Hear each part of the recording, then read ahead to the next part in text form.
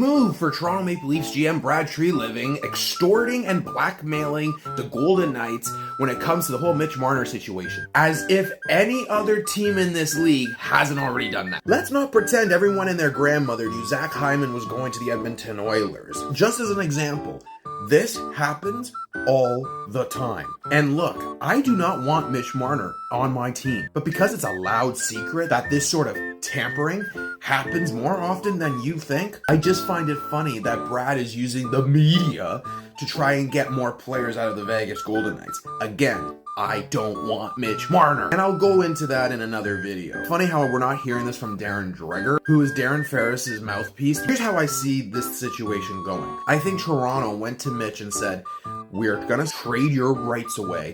Where would you be willing to go? He mentions Vegas because, let's be honest, most NHL players want to go to Vegas. I'm sure the Vegas Golden Knights talked to Mitch Marner and said, look, we're thinking of signing you to an extension. If we get your rights, are you willing to sign here? Kind of like what Noah Dobson just did with the Habs. Mitch says yes. Toronto and Vegas gets to work on making a deal. Vegas is not giving them the players that Toronto wants. Ergo, the Maple Leafs are trying to extort the Vegas Golden Knights. Again, this is not the first time this sort of stuff has happened. That's the only way I see this happening.